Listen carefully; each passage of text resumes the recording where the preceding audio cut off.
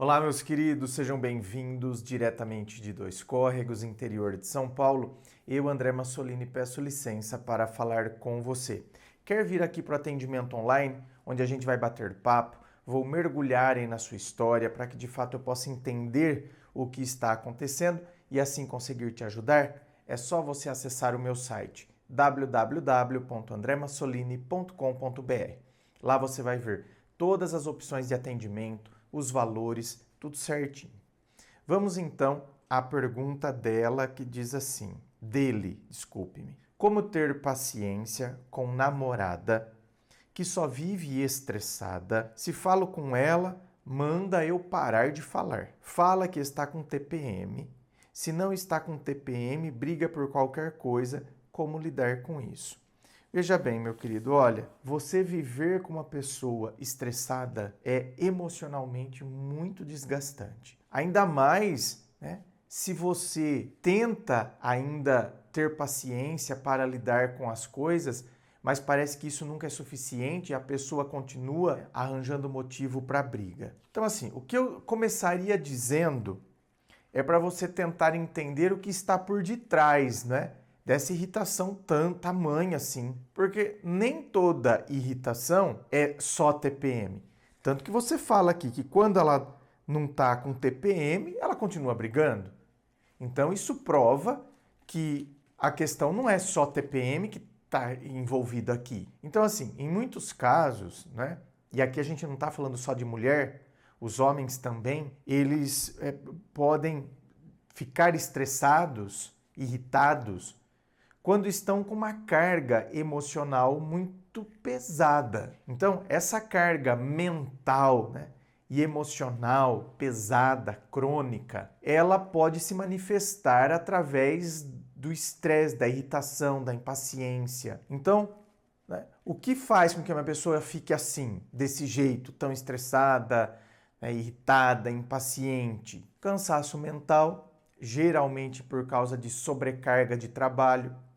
Aí, às vezes, por exemplo, eu lembro de uma época que, além de eu ter sobrecarga de trabalho, eu ainda tinha uma pós-graduação em curso. Então, eu já tinha sobrecarga de trabalho. Não bastasse a sobrecarga de trabalho, isso quando eu dava aula. Não bastasse toda aquela sobrecarga de trabalho e, veja bem, além da sobrecarga de trabalho, porque eu estava com a carga completa de aulas. Então, além da sobrecarga, né, de você ter que preparar aula, de você montar aula, de você ter que trabalhar no final de semana, porque o professor trabalha no final de semana, corrigindo trabalhos, montando aula, preparando aula. Ainda tinha o estresse de quando você está dentro da sala de aula. Eu, no meu caso, com alunos do ensino médio, da rede pública. E aí, além da sobrecarga de trabalho, você tem uma pós-graduação, como por exemplo, estava fazendo a pós-graduação na Federal de Ensino de Filosofia. E aí, meu bem, você vira uma bomba relógio. Então você fica uma pessoa estressada, impaciente, irritada, às vezes uma ansiedade, uma depressão. Acaba ficando mascarado pela irritabilidade, sabia? Então, às vezes uma pessoa muito irritada, isso aí, na verdade, essa irritação é como se fosse uma máscara que está escondendo a ansiedade ou uma depressão. Tem pessoas que têm também muita dificuldade de lidar com frustrações. E aí a pessoa, ela não consegue lidar com a frustração. Por que frustração? Não sei. Queria fazer uma coisa, essa coisa não deu certo, essa coisa não funcionou.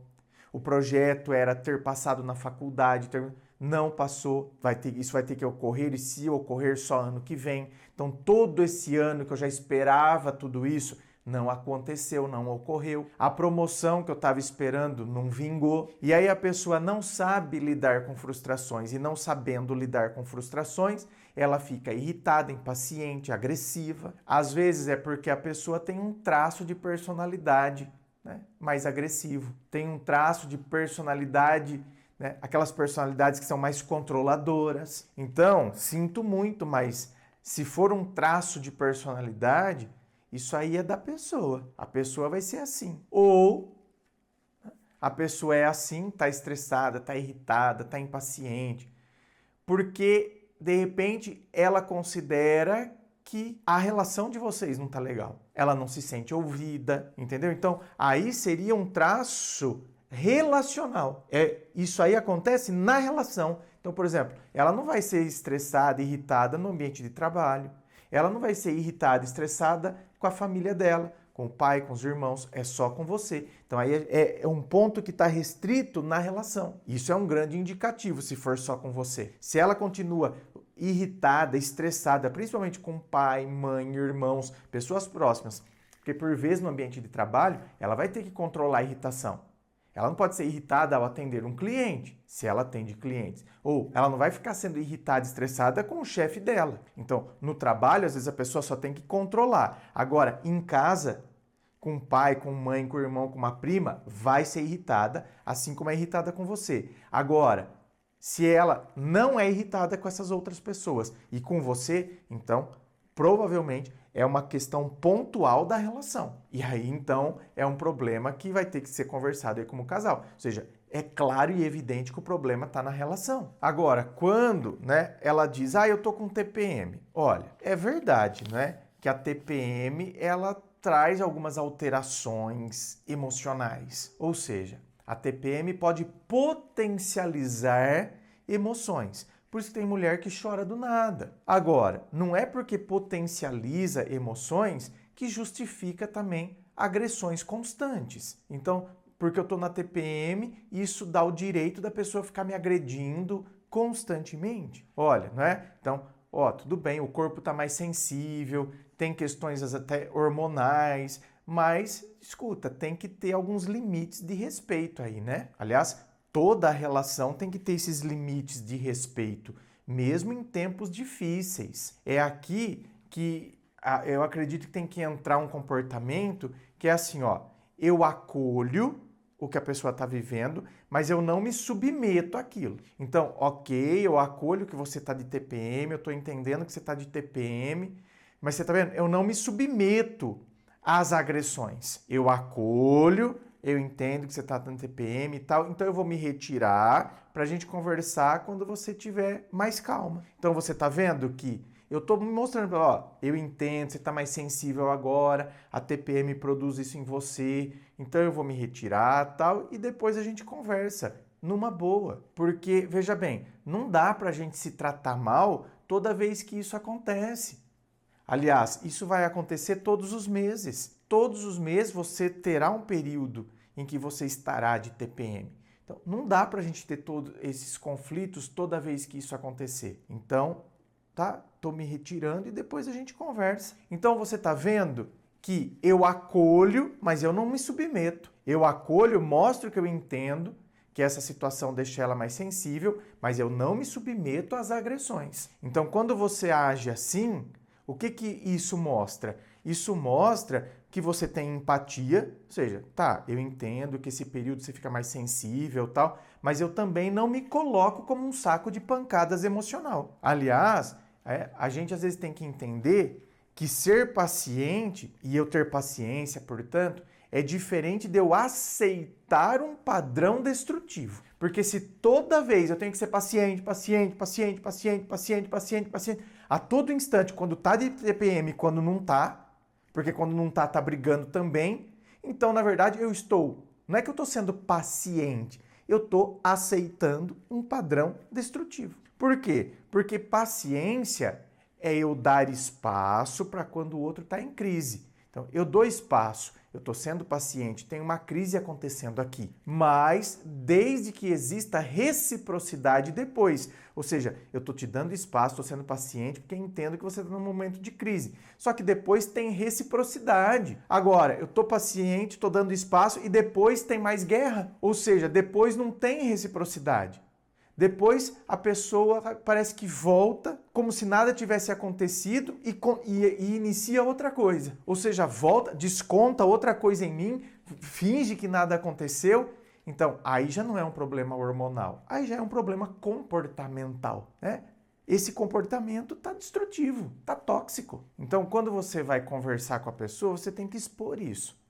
Tenho que expor que eu estou entendendo que a coisa não está funcionando. E eu gostaria que, portanto, a gente aprendesse a conversar sem essas críticas, sem brigas. Portanto, eu vejo que o primeiro exercício é aquele que eu falei, onde eu me retiro, eu entendo que você está passando por isso, eu acolho, mas não me submeto.